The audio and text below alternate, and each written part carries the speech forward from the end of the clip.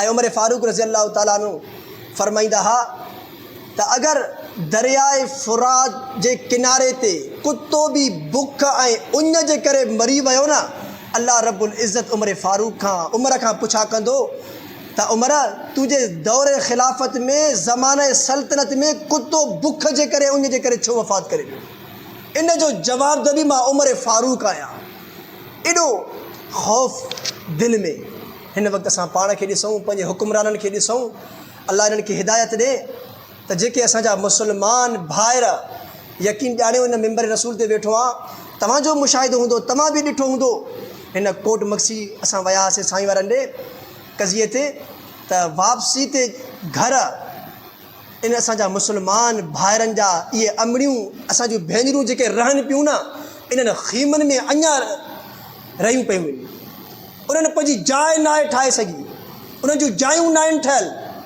ऐं असांजा हुक्मरान अयाशिन में हर जॻह ते ॾिसूं था त वज़ीर मुशीर उन्हनि जे लाइ हर शइ फ्री आहे।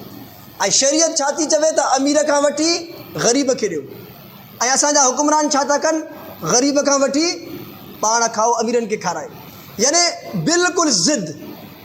शरीयत चवे थी त अमीरनि खां वठी ज़कात छा जे लाइ आहे भई? सदक़े फ़ितर छा जे लाइ आहे? हे कुर्बानी छा जे लाइ आहे?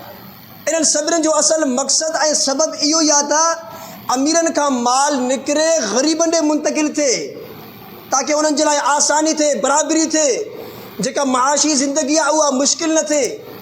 लेकिन असांजे हुक्मराननि असांजे मथां इन्हनि अहिड़ो ज़ुल्म कयो आहे, जबर कयो आहे, जो अञा बि ॾींहों ॾींहुं असांजे मथां टैक्स जी भरमार लॻी पई आहे। रोज़ बिजली महांगी, गैस महांगी, गाॾियुनि जे मथां टैक्स, खाधो खुराक जे मथां टैक्स।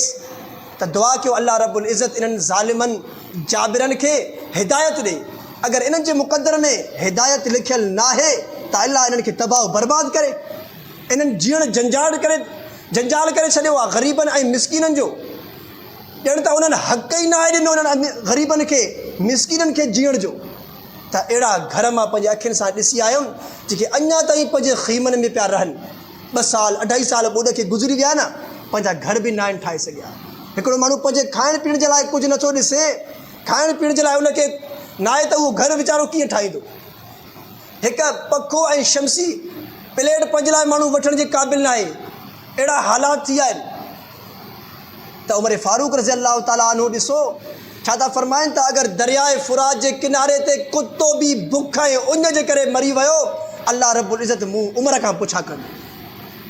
हिकु दफ़े हिकिड़ो ॿारु पंहिंजे घर आयो, अची करे पंहिंजे अम्मा ऐं बाबा खे चयईं, अम्मा अॼु थियो छा? हिकु शेर जेको आहे ॿकरी खे फाड़े करे खाई विधो। हिकु शेर ॿकरीअ खे फाड़े करे खाई वियो। त अम्मा जी रड़ निकिरी वई, अम्मा जे अखियुनि मां ॻोढ़ा वही आया।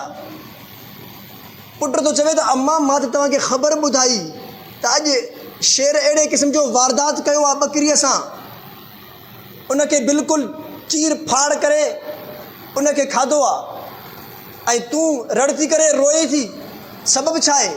अम्मा चवणु लॻी त हे ज़मानो उमर फारूक जो हुयो, के जानवर खे बि इहा जुर्रत न हुई जो ॿिए जानवर जे मथां नाजाइज़ तरीक़े सां हमिलो करे। इन जो मतिलबु आहे अॼु शेर ॿकरी जे मथां हमिलो कयो आहे त उमर फारूक अमीरुल मोमिनीन हिन दुनिया खां रुख़्सत करे।